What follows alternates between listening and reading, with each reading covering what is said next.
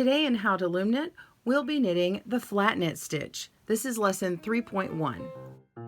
Welcome to GoodKnit Kisses. We're all about helping you stitch your love and love your stitches. Remember that we covered all 4 of the different knit stitches on the previous video, so click down on the link below to understand the properties. In this video, we'll be covering just how to make the stitch. Let's get started on the flat knit stitch. As you remember in our last video where we actually worked with the yarn, we worked on the cast on, and I had you do 3 different cast ons, practice working them and taking them back off the loom to get used to casting on. For this video, you're going to need to cast on 22 stitches. You can use your 24 peg round loom if that's the one that you're using.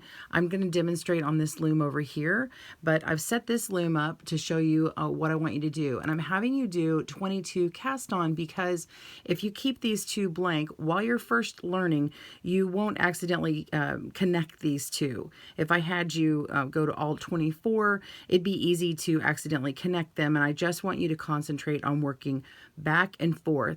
And so I'm going to give you some homework at the end and tell you how long to knit for your particular stitch. They're all going to be slightly different. Whenever you get your sample knit up, it's going to be approximately a square for you, and you can also refer back to this video to tell, you know, which one did I do? Was it flat? Was it U? Was it true? Was it E-wrap? Go ahead and start casting on. It doesn't matter if you're doing the chain cast on, which is actually what I have here, if you do the double E-wrap, or if you do the E-wrap flat. All right, so go ahead and cast on 22 stitches. Pause your video and meet me back up for working the stitch. All right, so the flat knit stitch is super easy to do, but it is easy to have it really tight tension, so you want to make sure you're not doing it too tight. If you end up being a nice loose knitter, bonus, because that's great for you. I was never a loose knitter when it came to this, so I have some tricks to make it not too tight. All right, so the flat knit, what's happening is you're just laying the yarn right over the top of your pegs. Now, right now I'm working left to right, but I'll be working the other direction, so you can see that in a moment here. So just watch for this first time. We're going to take our yarn, which is currently in the back of this stitch, and we're going to just put it in the front, okay? And you're going to lay it over your stitch. I like to go over 2 or 3. When I lay it over the entire thing, which you can, if I do that, what happens is I end up pulling my yarn too tightly, okay? And it ends up being way too tight to manage on the next several rows. So I just loosely lay it over these first few and just lift up and over, okay? That's it, all right? Go to the next one, lift up and over. Make sure and kind of loosen up right after I've done one, okay? You can even pull on them a little bit. Then come down over here, lift up and over. This is knitting over or knitting off. And that's it. It's as simple as that. So we're going to go all the way down. Just do a few more here. And you'll complete your row.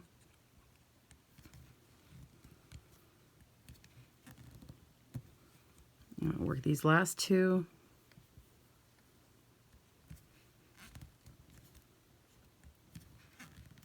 Okay. And also another thing you can do is put your finger back here to hold them, and I'll show you how to do that in a moment. So now that we're at the end, we're just going to put our yarn to the front again and work in the other direction. So I'll hold them and even like hold it to the back to kind of get these stitches to kind of stay. So when I put my finger behind this stitch, it keeps this top part from popping off. Lift up and over. And to me, it goes a little bit faster. And when I'm sort of balancing my project on my, you know, on my belly or something, or on my lap, it works really easy when I'm just sitting there in my recliner doing my thing. So that's how you do it.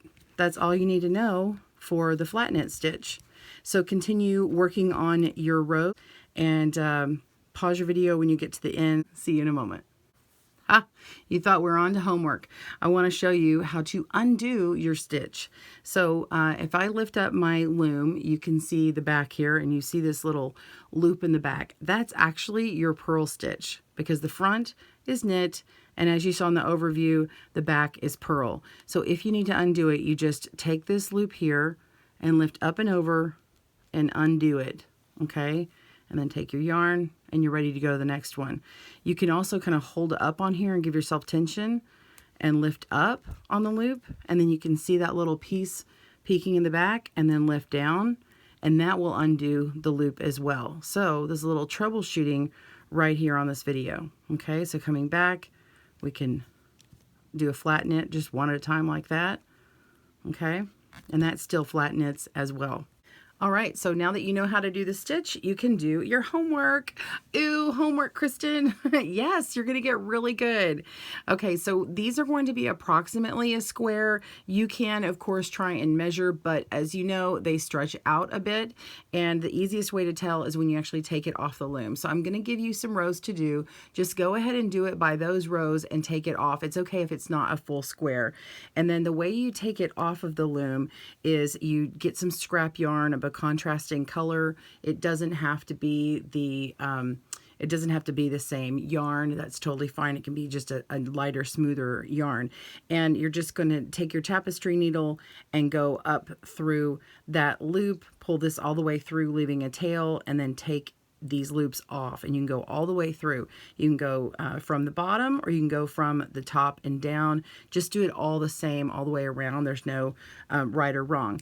If you want to know how to count your stitches as you go, or your rows as you go, you can use a row counter like this one, or you can use tally marks on a paper. And another thing that I like to do is, while this yarn is on here, or this sample is on here, I can pull it to the back and I can just count how many purl rows I've done. So the back, of course, is purl, and all you have to do is look at these little bumps here. Let me turn mine over and show you. So when we look at the back, you can see there's the stitch up here, and it looks like the back of it has this little bump. It looks like a scarf on the back of someone's head. So you can actually count the rows. And I'm just going to count all the bumps that are line up. 1, 2, 3, 4, 5, 6, 7, 8, 9, 10. Zoom to the bottom. And then the last one is this one, because then we have our cast on. So then you know you have that amount of rows, and then you just take it off of the loom. What's going to happen is you'll end up with one large sample, okay, relatively a square. And then when we do the next 4 videos, or the next 3 videos on knitting, then you will have 4 of these with live stitches at the top with your yarn through them. And then when we do the bind off video, which is taking the loops off of your loom and finishing more like this, then you're going to get practice several times in working that bind off, so you'll get really good and comfortable with it, or hopefully. All right, so go ahead and do your homework. You're going to work 36 rows for flat knit. So be sure and click on the next video link in the description, and be sure to subscribe with notifications for new lessons. Can't wait to see you in the next lesson. Thanks for joining us today, where we help you stitch your love and love your stitches. See you again soon.